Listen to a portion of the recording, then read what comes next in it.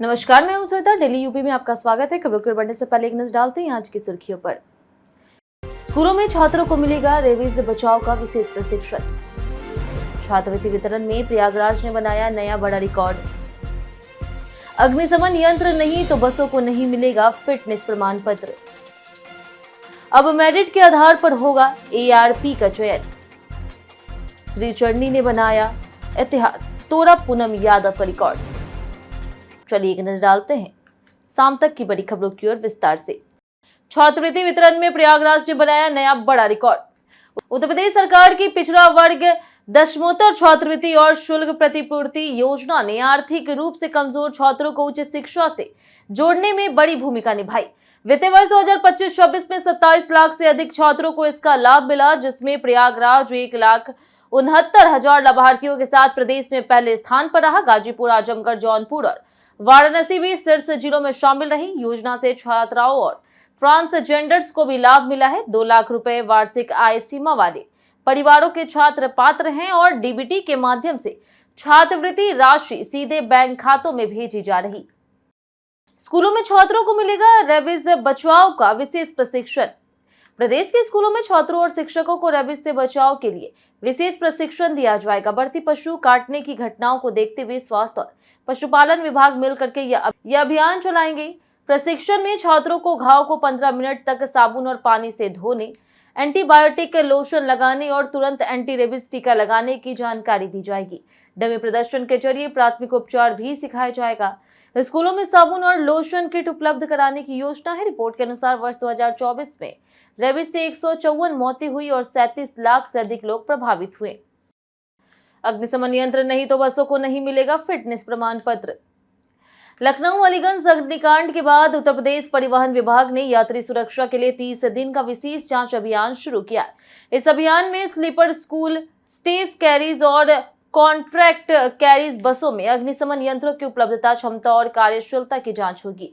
जिन वाहनों में उपकरण नहीं होंगे या फिर उनकी वैधता खत्म हो चुकी होगी, उन्हें फिटनेस प्रमाण पत्र नहीं दिया जाएगा। साथ ही आपातकालीन निकास, सुरक्षा उपकरण और वायरिंग की भी जांच होगी। अभियान 23 जुलाई तक चलेगा और इसकी रिपोर्ट परिवहन मुख्यालय को सौंपी जाएगी।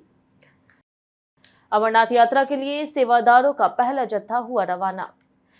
बाबा अमरनाथ यात्रा के लिए तैयारियां तेज हो गई है। लखनऊ से 44 सदस्यीय सेवादारों का पहला जत्था उप मुख्यमंत्री ब्रजेश पाठक द्वारा हरी झंडी दिखा करके रवाना किया गया। 3 जुलाई से 28 अगस्त तक चलने वाली 37 दिवसीय यात्रा में श्रद्धालुओं की सेवा के लिए विभिन्न स्थानों पर भंडारों का आयोजन किया जाएगा। प्रतिदिन 3 से 5 हजार यात्राओं को निःशुल्क भोजन और सुविधाएं दी जाएगी। लखनऊ से 10,000 से अधिक श्रद्धालुओं ने पंजीकरण कराया। पहलगाम, बालटाल और पंचतरणी में सेवा शिविर लगाए जाएंगे, जहां भोजन, आवास और चिकित्सा सुविधाएं उपलब्ध होगी। अब मेरिट के आधार पर होगा ARP का चयन। उत्तर प्रदेश सरकार ने बुनियादी शिक्षा की गुणवत्ता सुधारने के लिए एकेडमिक रिसोर्स पर्सन्स यानी कि ARP व्यवस्था का पुनर्गठन किया है। नई व्यवस्था के तहत प्रत्येक ब्लॉक में 5 ARP और 1 डाइट मेंटर मिलकर के शैक्षणिक सहायता टीम बनाएंगे। यह शिक्षक प्रशिक्षण, कक्षा शिक्षण और विद्यार्थियों की अधिगम स्तर सुधारने पर काम करेंगे। चयन प्रक्रिया को पारदर्शी बनाते हुए माइक्रो टीचिंग हटा करके लिखित परीक्षा और साक्षात्कार को आधार बनाया गया। ARP का कार्यकाल प्रदर्शन आधारित होगा। सरकार का उद्देश्य निपुण भारत मिशन को मजबूत करना और स्कूलों तक गुणवत्तापूर्ण शिक्षा पहुंचाना है। संपत्ति विवरण नहीं देने वाले कर्मचारियों पर होगी कार्रवाई। राज्य सरकार ने मानव संपदा पोर्टल पर चल अचल संपत्तियों का विवरण दर्ज नहीं करने वाले कर्मचारियों के खिलाफ सख्त कार्रवाई के निर्देश दिए।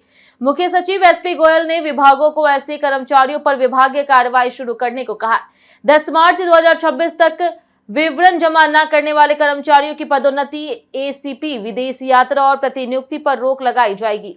इनके वेतन जारी करने की प्रक्रिया भी प्रभावित हो सकती है। पहले 47,816 कर्मचारियों ने जानकारी नहीं दी थी और समय बढ़ाने के बाद भी 30,000 से अधिक कर्मचारी अब तक संपत्ति का विवरण दर्ज नहीं कर सके। UPTET परीक्षा में हर गतिविधि की होगी वीडियोग्राफी। उत्तर प्रदेश शिक्षक पात्रता परीक्षा 2026 को पारदर्शी और सुरक्षित बनाने के लिए सरकार ने कड़े इंतजाम किए हैं। सभी परीक्षा केंद्रों पर CCTV निगरानी होगी और कक्ष निरीक्षकों से नो रिलेशन सर्टिफिकेट लिया जाएगा ताकि उनके रिश्तेदार उसी कक्ष में परीक्षार्थी ना हो। प्रश्न पत्र खोलने, वितरण और सील करने की प्रक्रिया की वीडियोग्राफी होगी। मोबाइल और इलेक्ट्रॉनिक उपकरणों पर पूर्ण प्रतिबंध रहेगा। परीक्षा 2 से 4 जुलाई तक प्रदेश के 60 जिलों के 955 केंद्रों पर आयोजित होगी, जिसमें लगभग 19.94 लाख अभ्यर्थी शामिल होंगे। सभी जरूरी सुविधाएं सुनिश्चित करने के निर्देश दिए गए। आईआईएम लखनऊ से शुरू होगा एआई और बिजनेस एनालिटिक्स कोर्स। भारतीय प्रबंध संस्थान Indian institute of management Lucknow में नए सत्र से 12वीं पास छात्रों के लिए 4 वर्षीय BS in artificial intelligence and business analytics पाठ्यक्रम शुरू किया जा रहा है। 60 सीटों के लिए अब तक 450 से अधिक आवेदन प्राप्त हुए हैं, जिनमें जेईई एडवांस के टॉप रैंक वाले अभ्यर्थी भी शामिल हैं। प्रवेश जेईई एडवांस स्कोर और शैक्षणिक प्रदर्शन के आधार पर होगा। इस कोर्स की खास बात यह है कि तीसरे वर्ष के बाद छात्र टेक एमबीए कार्यक्रम से जुड़ करके ड्यूअल डिग्री का विकल्प भी चुन सकेंगे। आवेदन की अंतिम तिथि 3 जुलाई है। अलीगंज हादसे के बाद अवैध निर्माणों पर उठे बड़े सवाल। अलीगंज अग्निकांड ने प्रदेश में बढ़ते अवैध निर्माण और प्रशासनिक लापरवाही को फिर से उजागर कर दिया। प्रदेश में 4,32,000 से अधिक अवैध निर्माण चिन्हित किए गए, लेकिन ध्वस्तीकरण के आदेशों पर प्रभावी कार्रवाई नहीं हो रही। 83,998 अवैध निर्माणों को गिराने के आदेश दिए गए, पर केवल 11,677 ही ध्वस्त किए गए। अधिकारियों और अभियंताओं की कथित मिलीभगत के कारण अवैध भवन लगातार बढ़ते गए। हाईकोर्ट ने भी इस पर गंभीर सवाल उठाए। माना जा रहा कि अलीगंज अग्निकांड की जांच रिपोर्ट के बाद जिम्मेदार अधिकारियों पर सख्त कार्रवाई हो सकती है। यूपी सरकार ने 53 अधिकारियों को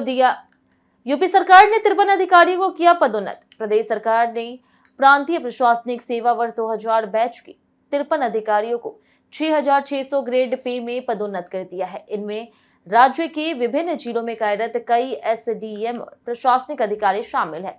पदोन्नत अधिकारियों में लखनऊ, आजमगढ़, रायबरेली, गोरखपुर, अयोध्या, मेरठ, बाराबंकी और अन्य जिलों के अधिकारी शामिल हैं। इसके अलावा विकास प्राधिकरण, स्थानीय निकाय निदेशालय और औद्योगिक विकास प्राधिकरणों में तैनात अधिकारियों को भी लाभ मिला। इस निर्णय से प्रशासनिक अधिकारियों को नई जिम्मेदारियों और बेहतर सेवा लाभ मिलने की संभावना है। यूपीएसएसएससी ने जारी किया होम्योपैथिक फार्मासिस्ट भर्ती का रिजल्ट। उत्तर प्रदेश अधीनस्थ सेवा चयन आयोग यानी कि यूपीएसएसएससी ने लंबे इंतजार के बाद होम्योपैथिक फार्मासिस्ट भर्ती परीक्षा 2024 का अंतिम परिणाम जारी कर दिया। कुल 397 पदों के लिए भर्ती प्रक्रिया चलाई गई थी, जिनमें 395 अभ्यर्थियों का चयन हुआ, जबकि 2 पद रिक्त रह गए। चयन लिखित परीक्षा और दस्तावेज सत्यापन के आधार पर किया गया। चयनित अभ्यर्थियों में 159 अनारक्षित, 83 अनुसूचित जाति, 107 ओबीसी और 39 ईडब्ल्यूएस वर्ग के उम्मीदवार शामिल हैं। स्वतंत्रता सेनानी, आश्रित और भूतपूर्व सैनिक श्रेणी में पर्याप्त अभ्यर्थी नहीं मिलने से कुछ पद मेरिट के आधार पर भरे गए, जबकि दिव्यांग श्रेणी के 2 पद खाली रह गए। चुनावी तैयारी में जुटी भाजपा, अनुभवी नेताओं की होगी वापसी। चुनावी तैयारी में जुटी भाजपा, अनुभवी नेताओं की होगी वापसी।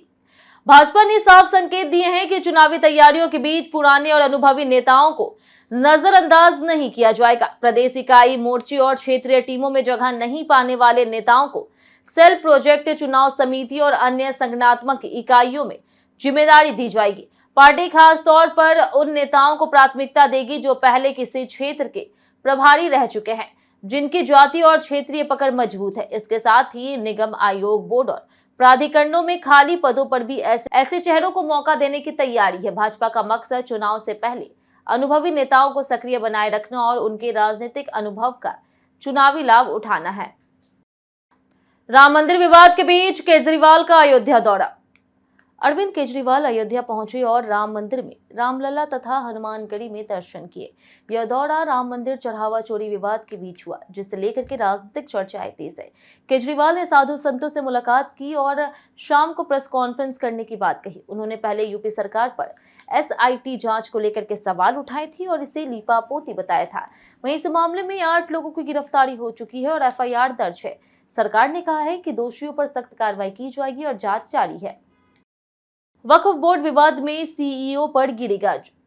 लखनऊ के ऐतिहासिक इमामबाड़ा आगा बाकर के प्रबंधन विवाद मामले में उत्तर प्रदेश वक्फ न्यायाधिकरण ने शिया सेंट्रल वक्फ बोर्ड के सीईओ जिशान रिजवी और अफसर मिर्जा को अंतिम आदेश की अवहेलना का दोषी ठहराते हुए 1 माह के सिविल कारावास की सजा सुनाई है। विवाद पूर्व मुतवल्ली किश्वर जहां के निधन के बाद प्रबंधन अधिकार को लेकर के शुरू हुआ था।